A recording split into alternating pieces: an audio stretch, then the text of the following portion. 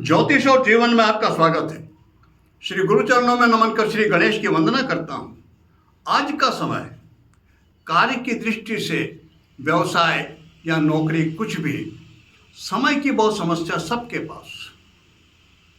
कई व्यक्तियों का कामकाज ऐसा होता है कि वो आसानी से 9 दिन का समय निकाल सकते हैं, और कई व्यक्तियों का कामकाज ऐसा होता है कि 9 दिन नहीं निकाल पाते। ऐसे व्यक्तियों को, और फिर भी आस्था श्रद्धा है उनकी, उन्हें चाहिए कि वो 9 दिन नहीं निकाल सकते तो इन 9 दिनों में भी प्रधान तिथियां हैं सप्तमी, अष्टमी और नवमी। कई व्यक्तियों को कई बार परिस्थितियां ऐसी बनती हैं कि 3 दिन की व्यवस्था भी नहीं हो पाती। ऐसी परिस्थिति में एक तिथि, केवल एक दिन। हम वैसे सामान्य रूप से पंचांग उठा करके देखें आप तो एक बात पाएंगे, शुक्ल पक्ष की जो अष्टमी तिथि होती है उसके आगे लिखा होता है दुर्गा अष्टमी, और जो कृष्ण पक्ष की अष्टमी तिथि होती है उसके आगे लिखा होता है भैरव अष्टमी। तो दुर्गा से तात्पर्य भगवती मातेश्वरी का कोई भी स्वरूप। वैसे दुर्गा को हम महाकाली, महालक्ष्मी, मां सरस्वती का स्वरूप मानते हैं, सम्मिलित स्वरूप है वो, और 10 महाविद्याएं विस्तारित स्वरूप है शक्ति का।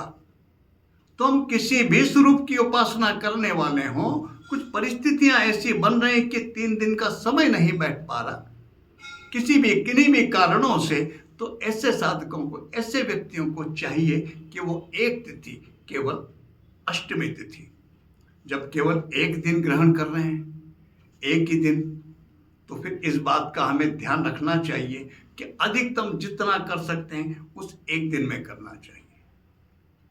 जितना समय दे सकते हैं उतना अधिकतम समय देना चाहिए। किसी मंत्र का जप करते हैं, अधिकतम करना चाहिए। किसी स्तोत्र का पाठ करते हैं, अधिकतम करना चाहिए। और रात्रि में, उसी रात्रि में जो एक बलि का विधान एक वीडियो पे बना रखा मैंने, वो देखें, वो अर्पित करना चाहिए। बलि में इमरती, एक दोने में इमरती एक मिठाई होती, जलेबी की तरह बनी हुई, जलेबी के आकार की, वो उड़द के आटे की बनी होती है। एक प्रश्न रहता है कि इसके बाद उसका करना क्या है। दूसरे दिन उसे कहीं भी, किसी भी बहते पानी में, कुएं आदि में बहता पानी नहीं मिलता है कहीं पर भी, और वो भी नहीं तो कहीं भी एक तरफ जहां वो पैरों में नहीं आए वहां उसे विसर्जित कर देना चाहिए। ये किया जाना चाहिए। कई व्यक्तियों का रहता है 9 दिनों में व्रत का एक विधान रहता है। व्रत करते हैं कई व्यक्ति, सामर्थ्यवान है, वो पूजा पाठ समय दे सकते हैं, कर सकते हैं बहुत कुछ, लेकिन कुछ नहीं करते, केवल व्रत करते हैं। 9 दिन दाढ़ी नहीं बनाते, शेव नहीं करते, कहते हैं निषेध। लेकिन मूल रूप से देखा जाए तो इसका शेव नहीं करने का, दाढ़ी बनाने का ऐसा कोई नियम है नहीं। दाढ़ी बनाई जा सकती है, और व्रत का भी करना कोई आवश्यक नहीं है। फिर ये चलन क्यों है? एक साधक दुर्गा की उपासना में, वो 9 दिन उन्होंने साधना में बैठे, अधिकतम समय दिया उन्होंने उपासना में। जो अधिकतम समय दिया, बैठक 4-5 घंटे की सवेरे रात्रि में हो रही है। यदि अधिक गरिष्ठ भोजन करेंगे तो फिर आलस्य आएगा। इस कारण से वो सहज सरल सा, जिसको कहते हैं हविष्य अन्न, हल्का भोजन ले रहे हैं, एक समय भोजन ले रहे हैं, ताकि उन्हें उस साधना के लिए बैठने में समस्या ना आए। उनका सारा ध्यान, सारा फोकस ही किस पर है? वो है उपासना पर। जो जिसकी भी उपासना करते हैं वो उस पर, सारा ध्यान ही उस पर है।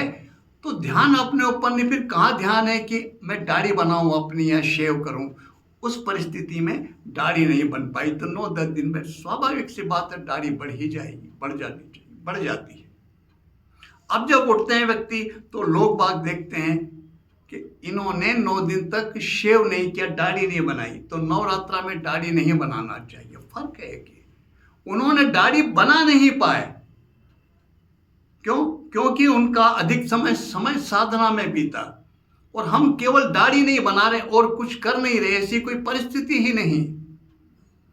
हम भोजन वो उन्होंने एक समय केवल इसलिए किया ताकि उन्हें आलस्य न आए। बैठक जो करते हैं साधना के लिए, उसमें परेशानी, उसमें दिक्कत महसूस ना हो। यदि हमारा इस तरह का नहीं, इतना समय नहीं देते, तो व्रत करना भी कोई आवश्यक नहीं है। व्रत का अर्थ होता सीधा सा नियम। कोई नियम पकड़ें हम उपासना का, उसका पालन करें। और व्रत का क्या नियम क्या रहा? भोजन नहीं करना। और व्रत करते हैं, भोजन तो नहीं किया, लेकिन बदले में जो फलाहार वगैरह जो करते हैं वो उससे 10 गुना, कहीं बादाम का हलवा, कहीं फ्रूट है, कोई कुट्टी के आटे का, सिंगाड़े का आटे का हलवा, पता नहीं क्या क्या। ऐसा व्रत करने से इससे तो अच्छा है सामान्य भोजन जो सहज सरल सा वो कर लिया जाए। जो साधक आगे बढ़ना चाहते हैं, करना चाहते हैं, भगवती के 9 स्वरूप हैं, शैलपुत्री से लेकर के सिद्धिदात्री तक, तो प्रतिदिन करना चाहते हैं। अगर विधान है तो पहले प्रतिदिन जिसका पूजन है, जिनका प्रथमम से शैलपुत्री, द्वितीयम ब्रह्मचारिणी, तृतीयम चंद्रघंटेति, तीसरे दिन चंद्र घंटा का जो पूजन स्मरण होता है। तो इन 9 स्वरूपों के ऊपर अलग से अलग अलग वीडियो बना रखे हैं मैंने, जिनमें उनके मंत्र और ध्यान दिए हैं। जो 9 दिन तक उनके 9 स्वरूपों करना चाहते हैं, वो उन्हें वो वीडियो देख लेना चाहिए और फिर करना चाहिए। उस स्वरूप का स्मरण करें, पहले उनका ध्यान करके, जो मंत्र भी दिया उस वीडियो में, वो मंत्र देख करके पहले उसका जप कर लें, एक माला। और फिर जो विधान नवरात्र का बताया है, जो भी सहसा करना चाहते हैं आप, चाहे दुर्गा चालीसा करते हो या सप्तश्लोकी का जप करते हो, पाठ करते हो, कुछ भी, जो भी।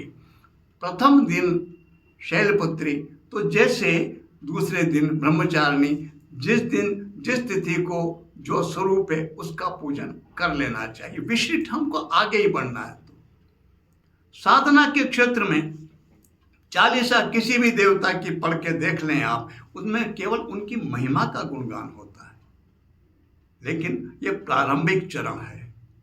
हमने अब तक कुछ नहीं किया उनके लिए दुर्गा चालीसा, लेकिन एक समय हो चुका, फिर आगे बढ़ना चाहिए।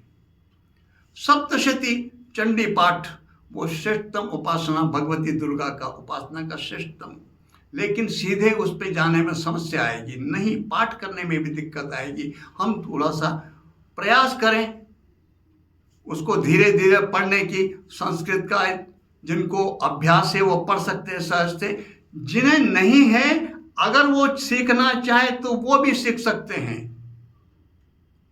कैसे?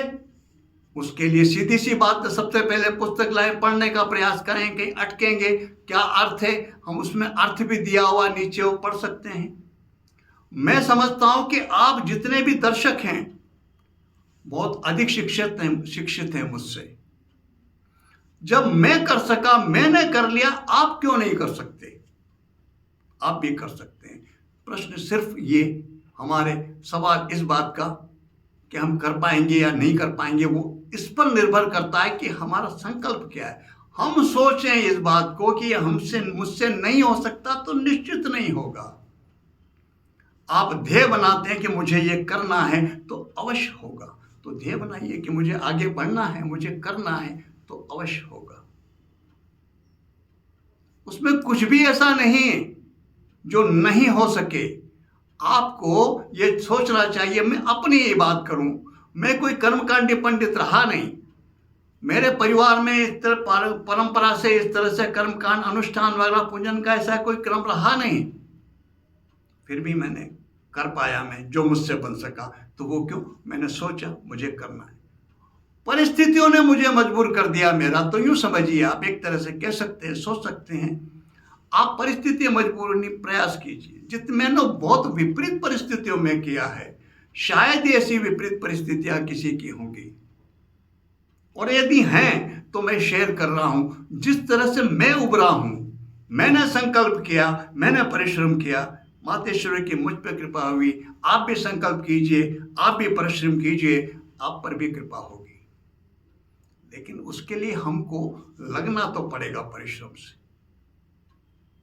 चुनौती दें अपने आप को, जब ये व्यक्ति कर सकता है मैं क्यों नहीं कर सकता? ये चुनौती देख करके आपको प्रयास करना चाहिए। कबीर सबसे बड़ा उदाहरण है, जो कुछ पहुंच सकते जाए, उससे उनसे बड़ा उदाहरण कोई हो नहीं सकता। कबीर अभी तक, आज तक ये स्पष्ट ही नहीं कि वो मुस्लिम थे या हिंदू।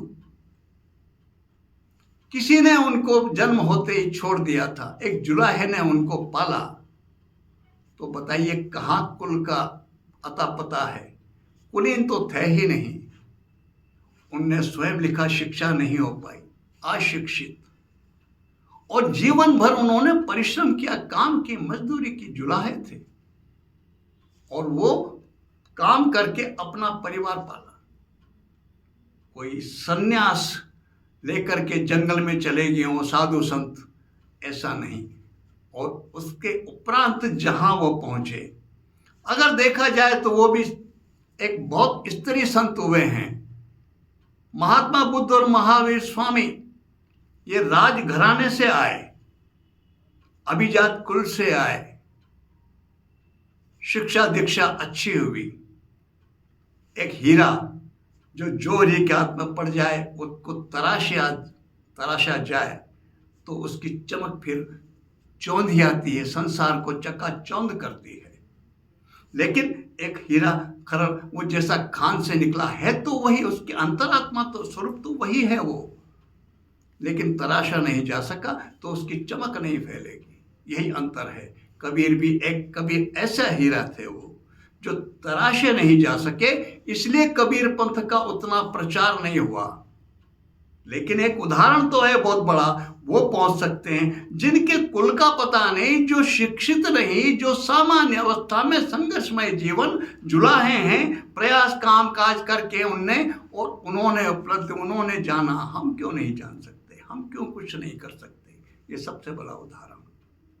तो कोई व्यक्ति जो कुछ भी कर रहा हो, अगर उसने किया है कुछ अच्छा सार्थक, तो हम भी कर सकते हैं।